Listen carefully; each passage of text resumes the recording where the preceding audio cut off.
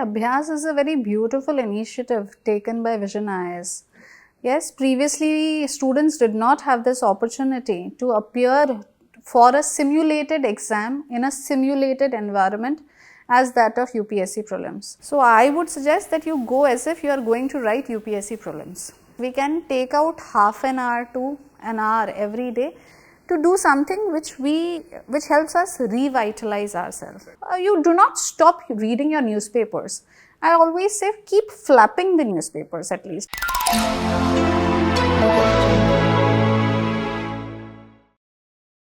Hello dear aspirants, I am Vishal Salsekar and I welcome you all for this special session organized by Vision IAS regarding UPSC CSE Prelims 2024. As there are only 2 months remaining for the UPSC examination, this is the high time when students start thinking about a lot of doubts and confusion. To clear all these doubts and confusion, I am joined by Ayushi ma'am, who is the Faculty of International Relations at Vision IAS. Welcome ma'am. Thank you, Vishal. So ma'am, as you are discussing with the students on a regular basis and interacting with them, so what kind of changes that you are observing that a student is facing issues specifically just before the prelims examination? Yes, Vishal, every year I think so the students face one set of common challenge which is with regards to the syllabus, because as we know the syllabus is quite vast, quite widespread. So students find it challenging to complete the syllabus, to prioritize what to study, what not to study. Also, there is this distrust vis-a-vis what they have already studied. In terms of they are looking for some additional source which would supplement their preparation, assuring success. They are in search of a panacea. And it results in information overload, they missing out on revision and such challenges. Apart from the general challenges, this year we have the issue of CSAT, which is playing upon students' mind, because last year, as we all know, the paper was little unexpected. Also with the delay or postponement in the prelims, once again it is playing upon students' mind. Is it a good thing? They are not able to really know exactly what is going to be the outcome of it. Should they refer to some more material? It is just playing upon students' minds, yes. So with plenty of time available now, they are confused that whether need to information, update and all these things. Yes. Okay. So ma'am, coming to the issues that you have highlighted already. So as you have a lot of experience dealing with different aspects as far as the examination is concerned. So what kind of strategy that you want to suggest to the students to overcome the issues that you have highlighted? As far as completion of the syllabus is concerned, I always say preparation is the key. Yes, if you give in the necessary hours of study, you will by default complete your preparation. But the matter of the fact is that those hours of study have to be effective. Yes, we cannot just sit leisurely and read. I always in my class also emphasize that you sit with a pen and a paper. When you are reading, you need to be actively reading. If you are reading, you need to underline, you need to write certain important points which you feel that are important. It has to be an active reading, active application of mind. So that is one thing which is important as far as information overload is concerned. So do not proliferate your material. Proliferation of material is not the solution. Revision is the solution. So trust whatever you have studied up till now, and repeated revision is going to serve the purpose. Also with regards to whether what they have studied is sufficient or not. Previous year question can serve as a yardstick. Yes, that can help you gauge as to what to study, what not to study. So that would be it. And as far as these new challenges of CSAT is concerned, so yes, you have to keep up with the preparation. Previously, our students did take up CSAT a little lightly. This time, devote a certain amount of time actively for CSAT. Yes, give your mock tests, so that is important. And as far as postponement is concerned, so each to its own once again. As you are able to, if you are able to effectively use the given time, it will be an aid. It relieves tension Momentarily it really leads to reduction in anxiety. So we should effectively use our time and not lose the momentum. As they were continuing with the preparation, that momentum has to be carried forward, and these additional days maybe can be taken as a blessing. Right, right. So, ma'am, as you have emphasized regarding this time during your answer to this question, so is there any specific aspect that you want to suggest the students? Because time management seems to be a very complicated aspect, because a student has to go through the current affairs, the student have to refer to the static portion, then there is revision, then there is practice aspect also. So students are mostly not able to compartmentalize all these things. So is there any specific kind of strategy that you want to suggest to the students? See, given the fact that presently there are around 2 months to prelims, so what students can do, of course the priority has to be revision. Yes, and beyond revision, they can for 1 month, they can afford to maybe refer to some new material which they think is relevant, or whatever they were studying but they had missed out. So they can catch up with that. But after a month's time, when just 1 month is left, the only thing that they should focus is on repeated revision. And as far as static and current affairs is concerned, I think the better way to study is give a portion, say 3 hours per day or 4 hours per day. And those 4 hours, if somebody is devoting 4 hours, for me the strategy would be 2 hours plus 2 hours. So you divide those 4 hours between 2 subjects or between 2 material, or throughout the day. Maybe you start with current affairs, then you get into the static portion with which you might be comfortable. Then once again in the evening you pick up your current affairs. So that has to be dealt on a regular basis. It again depends how much are you comfortable. Are you very strong with your static and relatively weak in current affairs? Then devote more time to current affairs. Or else if you find that you have kept up with current affairs, you were quite regular with reading newspapers, then in that case maybe static can be more focused upon. So distribution of time, but yes, both things I think so can be carried on a daily basis for effective utilization of the time. Right. So, ma'am, the time management related aspect is clear.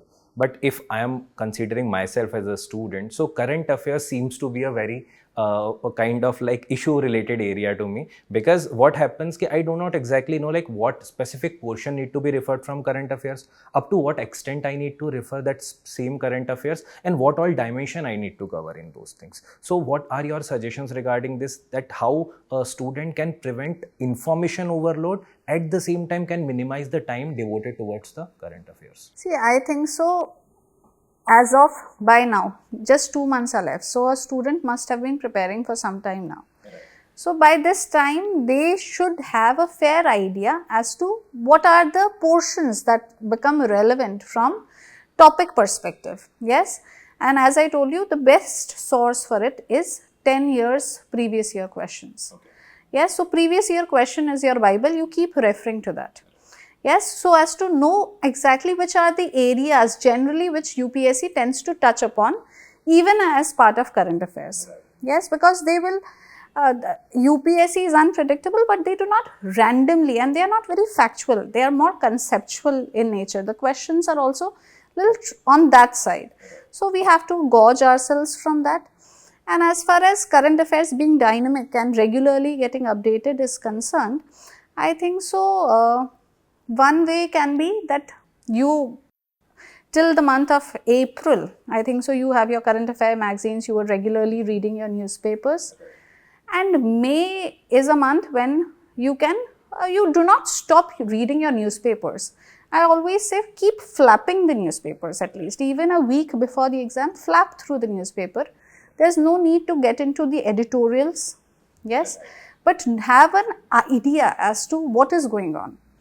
Yes, some international organization, some international treaty, some issue with respect to maybe registration of political party, something if it comes up, just keep yourself updated. So 15-20 minutes should be sufficient.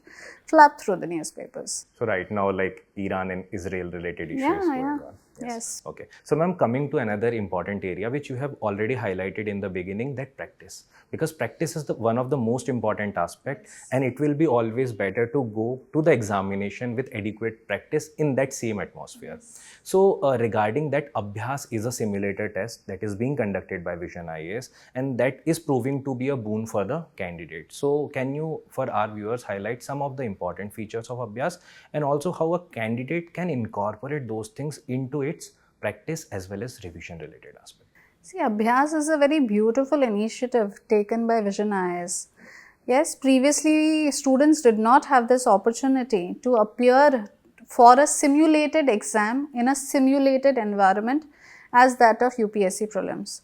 So, students often found themselves surprised or taken aback with the kind of nerves that they experienced. Yes.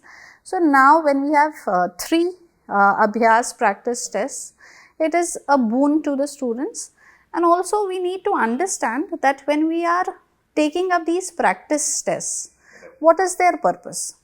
The purpose is it tells you where you stand in your preparation. Students are often anxious, but we are in two different states. So, at times we become little compliant. We feel that okay, I have studied and I am doing well.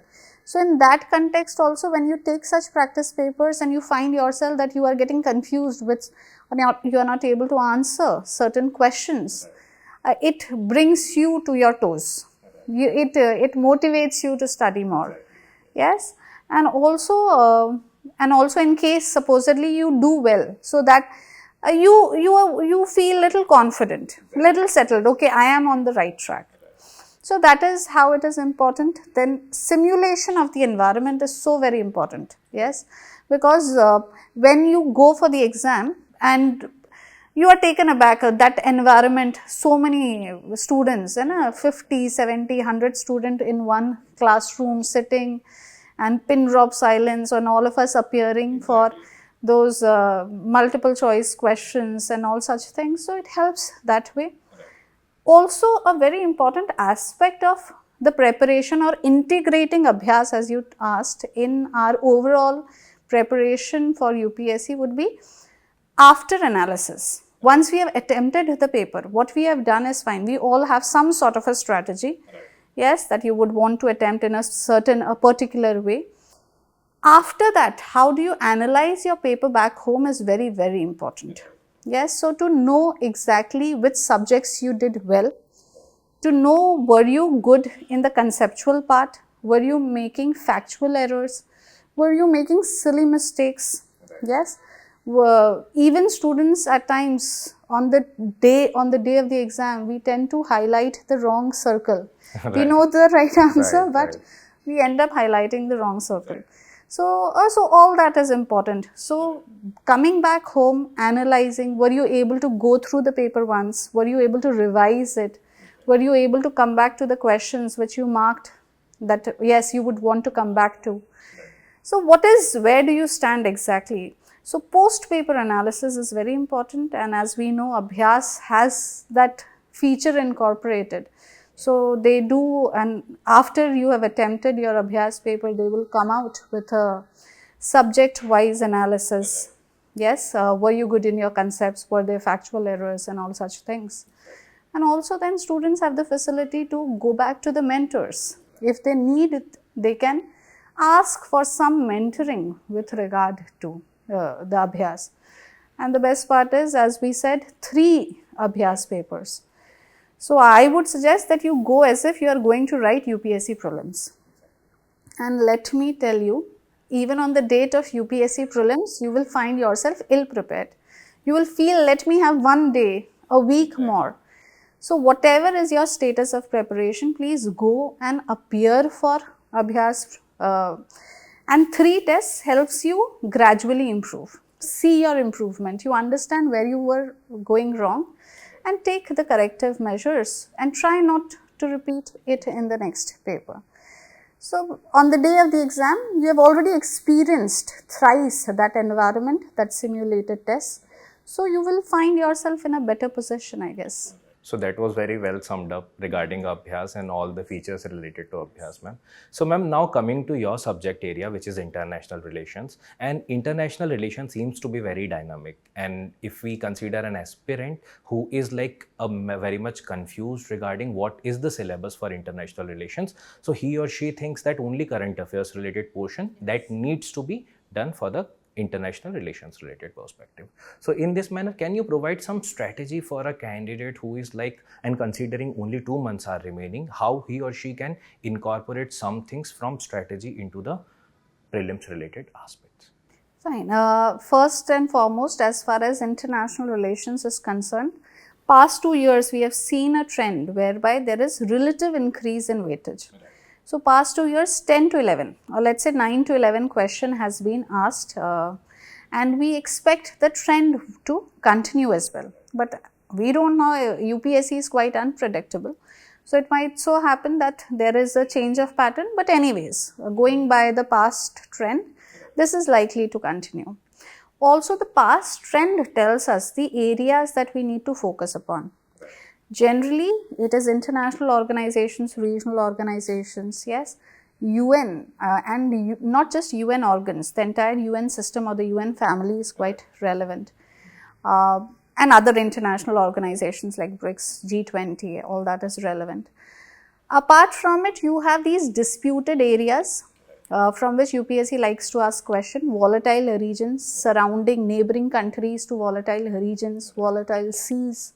So, Mediterranean Sea, Black Sea, such questions and also disputed territories. So, they tend to ask disputed territory and disputed amongst which two countries and also cities in news.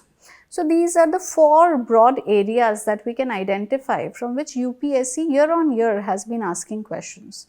So, if student can focus on these, because as far as international relations is concerned, the primary problem that I find or students often approach me as to what to study. Right. Because we have a combined preparation for mains as well as prelims, greater emphasis on analysis as part of mains preparation. So, students are often confused as to exactly what to study. So, these are the 4 broad areas that you can identify from previous year questions. Maybe if we can focus on those areas as far as prelims is concerned, we will stand in a good position. So as you are emphasizing that trend is the utmost aspect that one need to refer, yes. And for that PYQs are also a kind of like very important aspect. Right. So ma'am, now coming to the last segment of this discussion, because only 2 months are remaining and students are feeling anxious now. They are lack on confidence. They are just thinking that whether to give up or not, whether to appear for next year or not. So in this manner, ma'am, can you provide some kind of strategy to students to overcome this kind of disheartening moments? Yes, students often find themselves anxious. Yes, often in the class I'll find students coming up to me saying that should we appear, should we not appear, what to do, we are so anxious, so jittery. See, having nerves is a natural process. Before every exam, before anything new that you do, you tend to feel nervous. So that is normal, but we need to distinguish between what is known as a useful stress and distress. So let the stress not rise to a level where it paralyzes you into inaction. So useful stress is good, it keeps you on your toes, it motivates you to get up early and study. Yes, put in those hours.